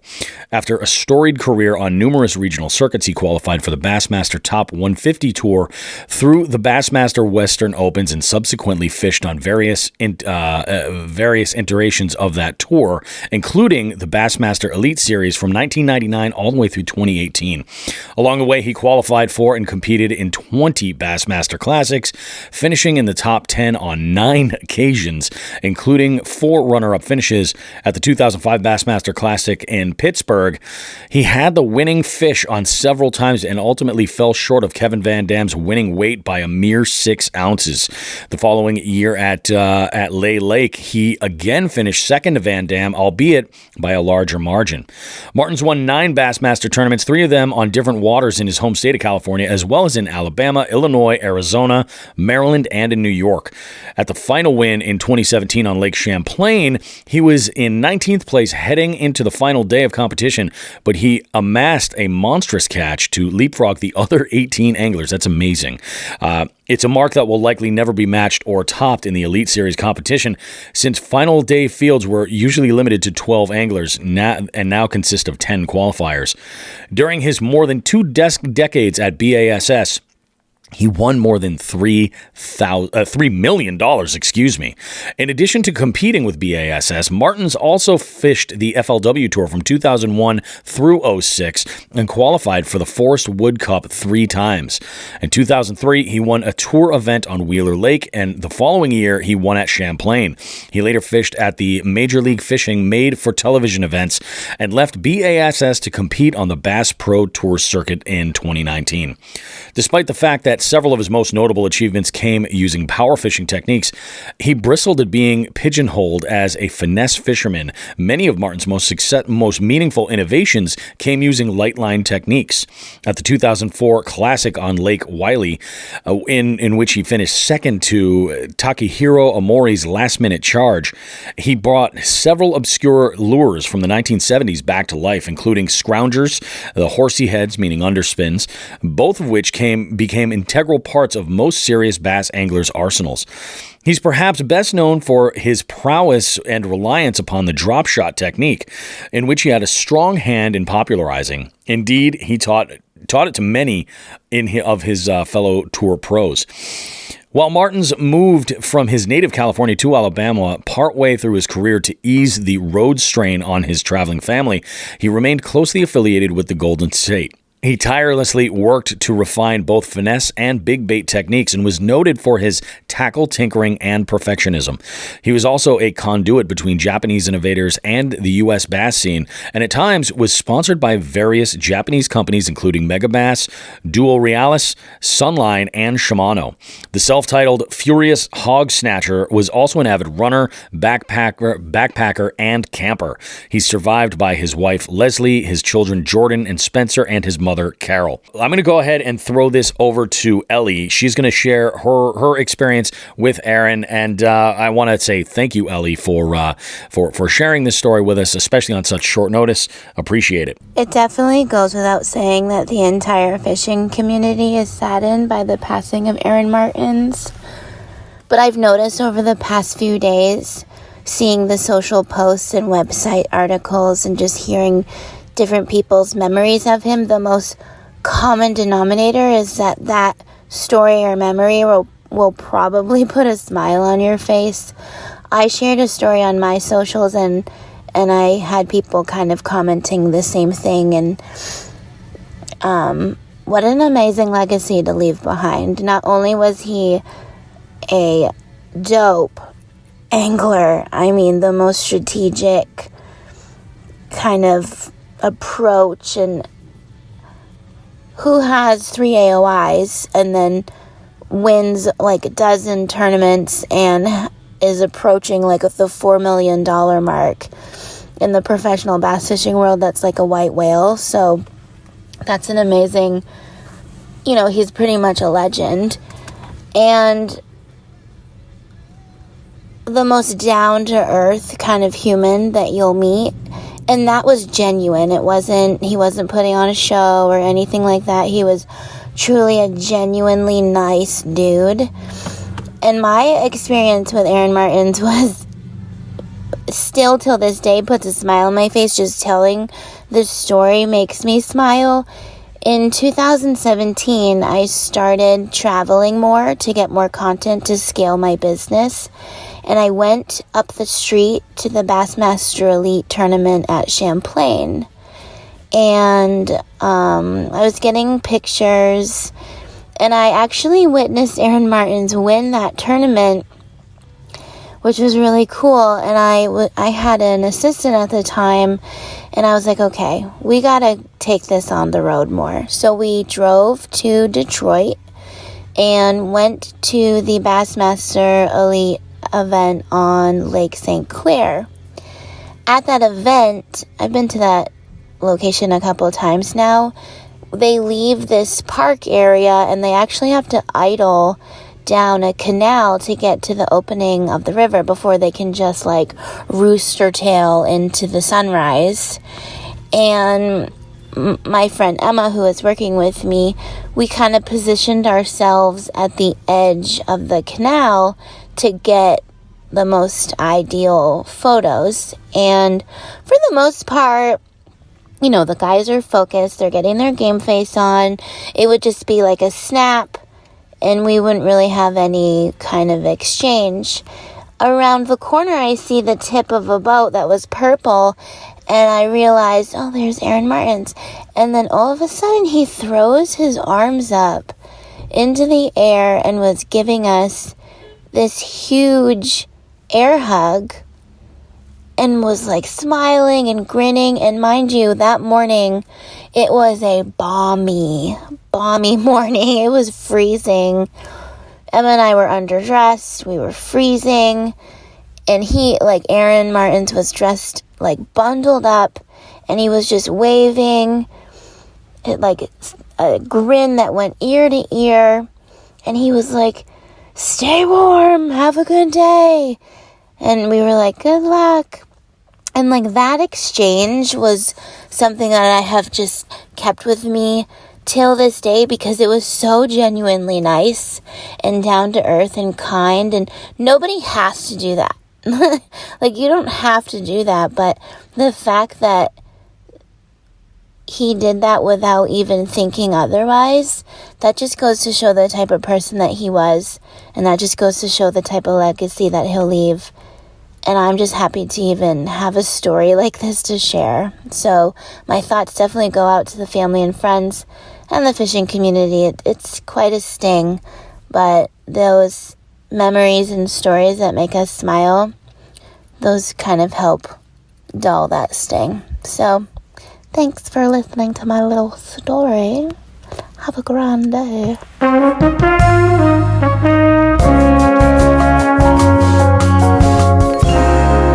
Well, everybody, it's Jigs and Bigs. Welcome back.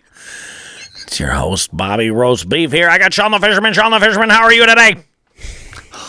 I sat on a tack. Oh, I don't know what the hell got into us. Hurt. That shit hurt. See, let's pull the, what was it? Pull the doily off the iguana. Let's go ahead and pull the doily off the iguana here, guys. There has been talk about us potentially doing some stuff with clips on the show on our YouTube channel. So, and one of the things that we kind of would like to do is incorporate. I mean, it'd be great if we could do these animated, like actually have somebody animate them, or find like some type of a tool or something like that to go ahead and do this. But even if it was just a still shot with some like interpretive artwork of like that clip right there, where we drop that on the screen. So it's one of these things that we're kind of talking about. And I was like, and when I said animated, we just kind of went with it like ridiculous. And that's why we're all kind of talking like a bunch of jackasses, you know? Come on. We're living our best, you know, morning radio show host. It's true. 1970 or 1980 life. That's what we're doing. That's basically it. You know, there is a lot of really high-end content that is coming down the pipe. As we get toward the end of the year, like we had said, not only do we have the shopping guide for you guys this year for the holiday gifts, and you should know that we're going to do things a little bit differently over there. We are revamping jigsandbigs.com. So the blog style that's over there now, that's kind of like hasn't really even been used since Cheryl has taken over for us with the fishing blog. What we're going to be doing is changing things over a little bit and making the site look quite a bit different. What this really kind of means for you guys, though, is that where the hell was I even going with this, man? I totally forgot what I was talking about. Can you refresh my memory? We'll be right back with that new Foreigner single, Jukebox Hero. It's a real singer. It is a real singer. But the format for the gift giving guide. That's what it is. That's where I was going with this. The format's going to be a little bit different because this time what we want to do, this time last year, we did not have the ability to share links on our story. So this is one of those things that we're planning on. So when we go through the gift guide, we will actually be showing these products with a link of where you can get them at the price that we talk about everything else. So if it's an item that you can get, at one of our partners, outlets, we're going to send you there. If there's something that you can do, that's an amazing deal on something that's like on Amazon, like something random, we're going to send you there too. So the idea is that this stuff will be on our story, but we're going to save that story as the holiday 2021 gift guide on our profile. So you'll be able to go there and check it anytime you want. Make it real nice and convenient for you. So we're going to get that up and out for you guys, and I'm really excited about it this year. Like I said, we're not going to limit ourselves to just 10. We're going to add a bunch of things in. I will be some of the items actually may have been upgraded or changed up. There's a net that I really like these days, a net that I really like, which is a slight variation on the one I recommended last year. So good stuff. What else is going on for the rest of the year? We are serious about Jigs and Bigs Live, folks. We really want to do this. Let us know if you would be interested in a Jigs and Bigs live event near you where we record this podcast in a live studio setting. We'd have a couple of microphones set up so that folks in the audience could engage with us. They come up and, they grab the mic and, ask a question, or, we do a little Q&A, stuff like that. It could be a whole lot of fun. And of course, if we're going to do this, I might as well do a little fishing game show as well. And by doing that, we can give away some swag. So we got a lot of partners. A lot of partners that like to take good care of us. So they do. Yeah. They do. They definitely make that happen. One last thing we should mention too, the ongoing Instagram giveaways. So we are less than 100 away from doing the next giveaway on Jigs and Bigs. Less than 100 follows. Yeah. And I want to say the Sean the Fisherman account is also getting closer to 150 than it is 100. Let's see.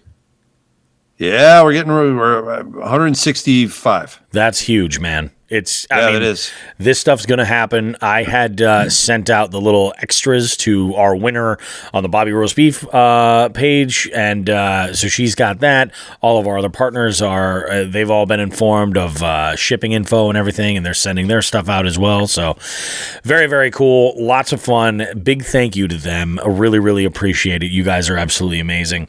I think that about does it for us this week, man. It's been a very cold week. There's one. Speaking of cold, so we've turned our heat on. I like to try to push it to November. I really do. If I can push it to November, I feel pretty good about it.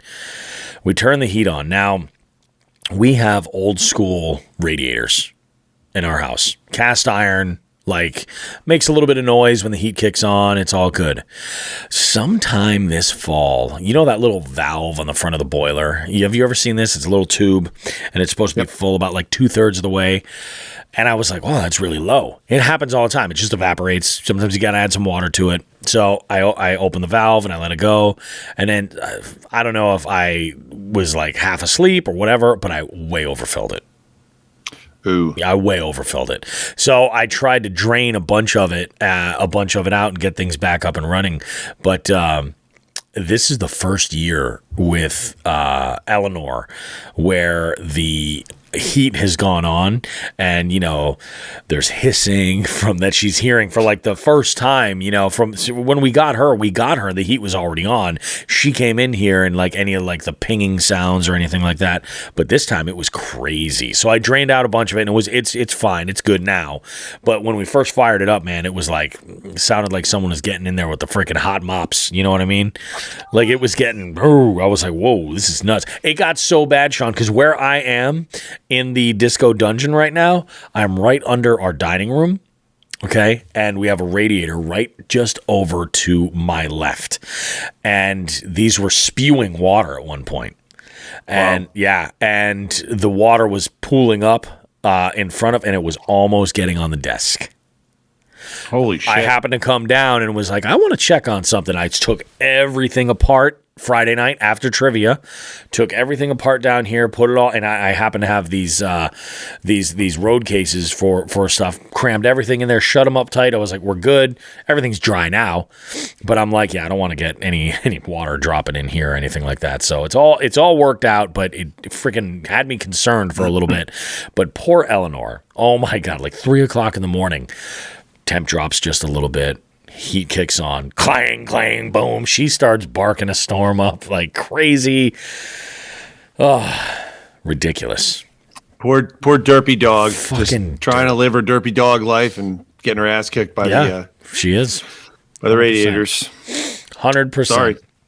Well, I think that's going to do it for tonight, guys. Hope you guys have yourselves a good one. I appreciate you checking this out. Of course, big shout out to our jig heads as always. If you'd like to become a jig head, it's easy to do. Just visit jigsandbigs.com and sign up on our Patreon page. It's pretty awesome. And it gets you some pretty cool stuff. You get early access, the ability to engage with the show as we record it, as well as any kind of other extras that we can pass along the way, some extra items here and there. Go on, Sean. You might get to hear us talking wacky voices. You just might. You just fucking might. Anyway, like we always say, guys, get out there and catch some fish. Yes, it's cold. Yes, getting out there early sucks. I like to push it off a little bit later in the day. They can still be caught. They can definitely still be caught. Get out there and catch some fish. Enjoy it. And, you can get a few more on the board before things ice up and it gets really cold here in Western Mass. If you're down south and you don't have to worry about with that shit, well, I'm booking my Verbo right now and we can go fishing to us. It's got to happen. It's got to happen. Anyway, let's wrap this one up, guys. Have yourselves a good one. We appreciate you very much. As always, take good care and tight lines.